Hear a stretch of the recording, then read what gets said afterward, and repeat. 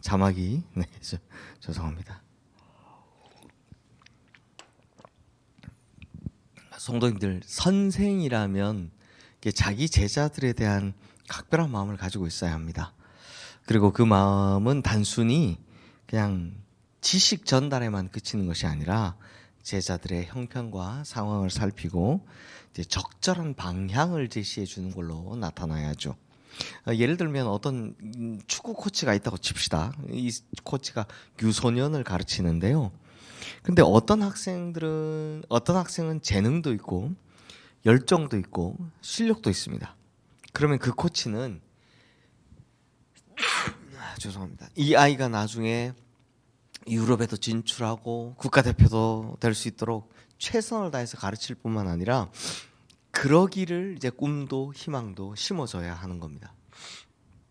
그런데 또 안 그런 친구도 있죠. 축구는 좋아하는데 실력도 없고 재능도 없는 친구들도 있습니다. 그러면 이 학생은 뭘 가르쳐야 됩니까? 축구는 취미로 해라. 취미로 해라.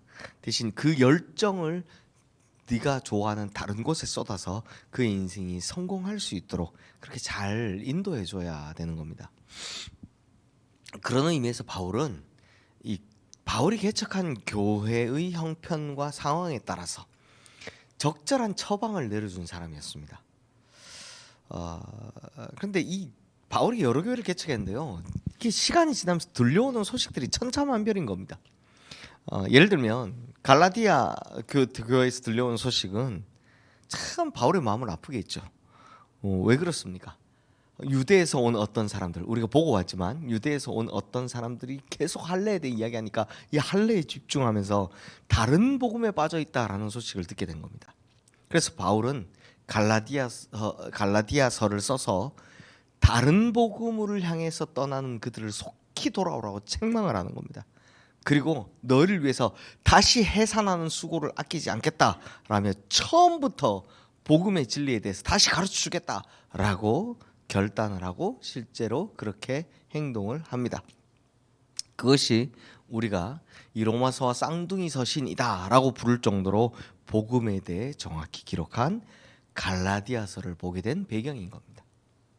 또 우리가 또 보고 왔지만 고린도 교회에서 들려온 소식은 이것도 참담했습니다. 교회 안에 분열의 문제, 음행의 문제, 우상의 문제, 우상의 재물에 관한 문제, 또 뭐 부활을 믿지 않는 자들의 문제, 또 은사로 인한 편가르기 문제, 뭐 은사의 가족 문제, 뭔 그런 문제가 많은지 이 고린도 교회는 난리였습니다. 진짜 수많은 문제들이 그 교회 안에 있었습니다. 근데 바울이 이 문제 해결을 위해서 편지를 또 쓴 겁니다. 그것이 바로 교회론의 정수가 된 고린도전서가 된 겁니다. 그런데 이제 오늘 이 본문인 요즘 우리가 보고 있는 데살로니가 교회의 성도들에 대한 바울은 또 다릅니다. 이 데살로니가 교회는요, 들려오는 소식이 너무 기쁘고 또 복된 소식입니다. 하나같이 좋은 소식입니다. 물론 환경은 척박했습니다. 환난과 고난이 이 교회 사람들에게 주어졌고 특히 유대인들이 핍박을 했죠. 그렇지만 그들은 넘어지지 않았고 굴하지도 않았습니다. 믿음을 잘 지켰고 믿음대로 행하는 사람들이었습니다. 그래서 바울은 이 데살로니가 교회는 다른 처방을 내리는 거죠. 그 처방이 뭐냐? 우리 1절 말씀 함께 읽겠습니다. 그러므로 형제들아 우리가 끝으로 주 예수 안에서 너희에게 구하고 권면하노니 너희가 마땅히 어떻게 행하며 하나님을 기쁘시게 할 수 있는지를 우리에게 배웠으니 곧 너희가 행하는 바라 더욱 많이 힘쓰라. 그러니까 이게 한마디로 무슨 말이냐면 너희 잘하고 있다. 잘하고 있는데 잘하고 있으니까 잘하는 거에 더 힘쓰라. 이렇게 이야기를 하는 겁니다. 하나님께서 기뻐하시는 일을 위해서 잘하고 있는 일을 멈추지 말고 거기에 더 힘써서 하나님의 영광과 기쁨이 되어야 된다라는 거죠. 이게 듣기에 따라서는 바울이 뭐 주마가편이라고 데살로니가 교회 성도들 잘하고 있는데 너무 몰아치는 거 아닌가라고 생각할 수 있습니다. 하지만 그게 잘못된 생각입니다. 바울은 이 데살로니가 교인들이 더 큰 믿음의 사람이 되기를 바라는 겁니다. 그리고 더 성장하기를 바라는 마음으로 잘하는 일에 지금 잘하고 있다. 잘하는 일에 더 힘쓰라라고 권면한 거죠. 이제 바울은 이제 더욱 힘써야 될 것이 뭔지에 대해서 구체적으로 설명을 합니다. 먼저 3절부터 5절 말씀 함께 읽겠습니다. 하나님의 뜻은 이것이니 너희의 거룩함이라. 곧 음란을 버리고 각각 거룩함과 존귀함으로 자기의 아내 대할 줄을 알고 하나님을 모르는 이방인과 같이 세욕을 따르지 말고. 자, 더욱 써야 할 첫 번째 항목은 거룩함이라라는 겁니다. 특히 여기서 바울은 이 거룩에서 육체의 성결을 굉장히 강조하고 있습니다. 당시 뭐 다들 아시겠지만 로마가 다스리고 있던 지역 사람들은 그리스 로마 전통에 따라서 이 육체의 세욕을 방임하는 사람들이었습니다. 그럼 문제가 없다고 생각한 겁니다. 그러니까 난잡하게 그렇게 살아도 이게 전혀 부끄럽지 않은 겁니다. 죄책감 자체가 없는 겁니다. 왜냐하면 그게 문화라고 생각했기 때문입니다. 그러니 당연히 그렇게 해야 되는 줄 알고 그게 죄가 된다라는 생각도 하지 못했던 겁니다. 그러나 성도는 하나님의 창조 원리에 따라 사는 존재들이죠. 즉 하나님께서 에덴에서부터 가정을 만드셨고 한 남자와 한 여자를 만나게 하셔서 자녀를 낳고 행복하게 사는 것을 가정이라고 말씀해 주셨습니다. 그러므로 가정이 있음에도 불구하고 자기 몸을 그 방탕하게 살아가는 것, 그게 죄가 되는 겁니다. 그래서 바울은요, 우리가 믿음 안에서 더욱 힘써야 할 것은 몸의 성결, 즉 거룩함이다 라고 말씀하는 겁니다.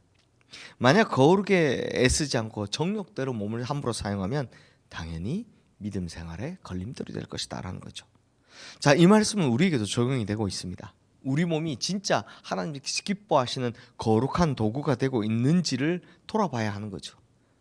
하나님께서 창조하신 몸이잖아요, 우리가. 그러면 이 몸이 하나님께서 기뻐하시는 거룩한 의의 병기가 되고 거룩한 도구로 쓰임받고 있는지, 아니면 죄의 병기가 되어서 죄를 짓는 데 쓰임받고 있는지를 한번 돌아봐야 한다는 겁니다. 믿음 안에서 더욱 힘쓰기 위해서는 육체조차도 하나님 말씀의 통제를 받아야 하는 겁니다. 육체가 통제받지 않는데 어찌 하나님 말씀을 내가 받았다라고 할 수 있겠습니까? 지킨다고 할 수 있겠습니까? 아니죠. 마음만이 아니라 육체의 행실까지도 하나님의 말씀을 따라야 한다는 겁니다.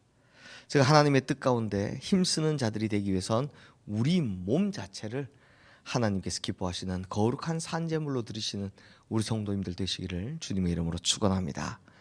두 번째, 이제 바울이 데살로니가 교회 성도들이 하나님을 기쁘시게 하기 위해서 더욱 힘써야 될 것을 말씀하는데요. 우리 9절에서 10절 말씀 함께 읽겠습니다.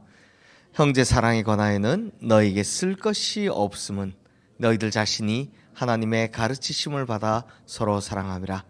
너희가 온 마게도냐 모든 형제에 대하여 과연 이것을 행하도다. 형제들아 권하노니 더욱 그렇게 행하고. 더욱 그렇게 행하고 뭘 하라는 겁니까? 형제 사랑. 데살로니가 교회 성도들은요, 형제 사랑에 대해서는 더 이상 말할 것도 없다라는 겁니다. 너무 잘한다라는 겁니다. 이게 실제로 그 교회 사람들끼리만 잘한 게 아니라 이 마게도냐 전 지역의 데살로니가 교인들의 사랑에 관한 소문이 퍼졌습니다. 사랑이 손길이 전해졌기 때문입니다. 근데 바울이 뭐라고 합니까? 주마가 편이죠. 여기서 만족하지 마라. 지금 잘하고 있는 걸 멈추지 말고 더욱 행하라 라고 말씀하는 겁니다. 야, 지금 너희들 형제 사랑하는 모습이 마게도냐 전 지역의 소문이 났는데 그걸로 그치지 말고, 그걸로 만족하지 말고 더 열심히 형제와 이웃들을 돌아보고 사랑하는 일에 최선을 다하라 라고 말씀하는 겁니다. 성도들, 이 말씀이 우리에게도 주는 의미가 있지 않습니까? 하나님께서는요, 우리에게 주시는 각각의 달란트들이 다 있습니다. 찬양하는 달란트, 기도하는 달란트, 말씀을 가르치는 은사, 말씀, 또 그것뿐만 아니라 심지어 우리 중에는 주차 봉사하는 그 봉사 섬김의 은사, 식당에서 음식 만드는 은사 등등등등, 정말 이 성경에 나오지 않은 것까지 수많은 은사들을 다 가지고 있습니다. 심지어 저는요, 교회에서 인사 잘하시는 것도, 웃으면서 인사 잘하는 것도 은사라고 생각합니다. 인상 팍 쓰면서 교회 온 게 문제 있는 듯이 그렇게 있는 것보다 활짝 웃으면서 인사해 주는 분 만나면 얼마나 기분 좋은지 모릅니다. 저도 그렇습니다. 아침에 탁 일어나서 주일날 아침에 이렇게 성도님들 뵙는데 인상 팍 쓰고 있으면 저분이 오늘 교회에 오셔서 은혜를 받으실 마음의 준비가 돼 있나 이런 생각이 드는데 활짝 웃으면서 인사하시면 어떤 생각이 들면 내가 진짜 최선을 다해서 저분에게 설교를 해야 되겠다 이런 생각이 듭니다. 그 웃는 것도 인사하는 것도 저는 은사라고 생각합니다. 네, 다 좋습니다. 그러니 야 내가 뭐 이만큼 할 만하면 됐지 뭐 이렇게 생각하지 말고 그 받은 달란트를 하나님 나라 가는 날까지 성실하게 감당하라는 겁니다. 멈추지 말고 성실하게 잘 감당해서 하나님 보시기에 아름다운 열매를 남기시는 우리 성도님들 되시기를 주님의 이름으로 축원합니다. 자, 이번에는 11절 말씀 함께 읽겠습니다. 또 너희에게 명한 것 같이 조용히 자기 일을 하고 너희 손으로 일하기를 힘쓰라. 자, 여기서 바울은 조심해야 될 것도 두 가지를 언급합니다. 반대죠. 잘하는 거 잘해라 라고 했다가 이번에는 조심해야 될 것 두 가지를 언급합니다. 먼저는 조용히 자기 일을 해서 라고 합니다. 조용히 자기 일을 해라. 이게 무슨 말입니까?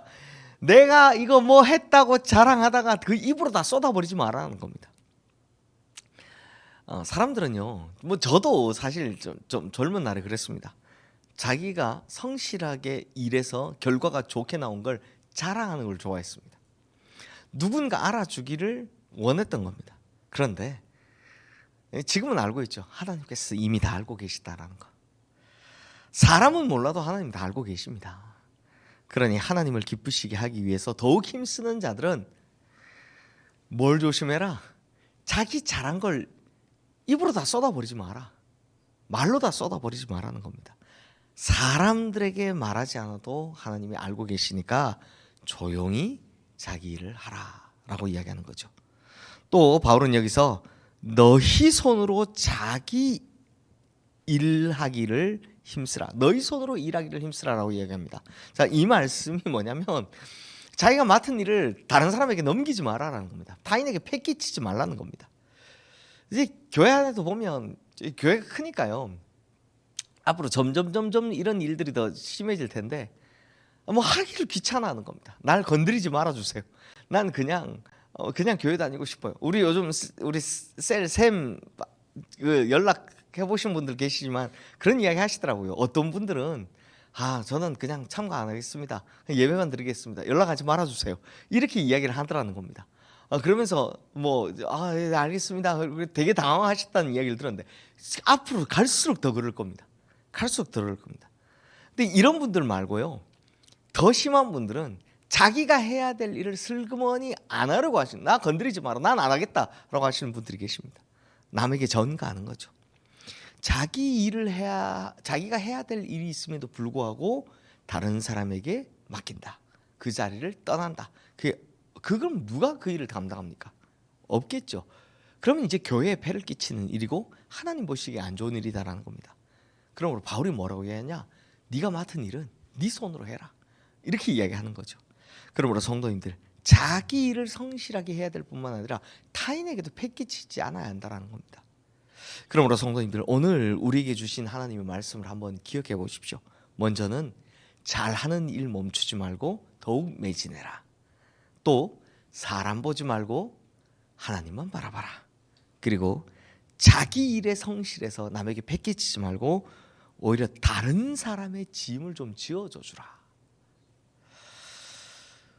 이 말씀들을 잘 기억하셔서 하나님의 영광과 기쁨이 되는 이 데살로니가 교회 성도들처럼 그런 성도님들 다 되시기를 주님의 이름으로 축원합니다. 이 시간 오늘 주신 말씀 기억하며 우리 함께 기도하겠습니다.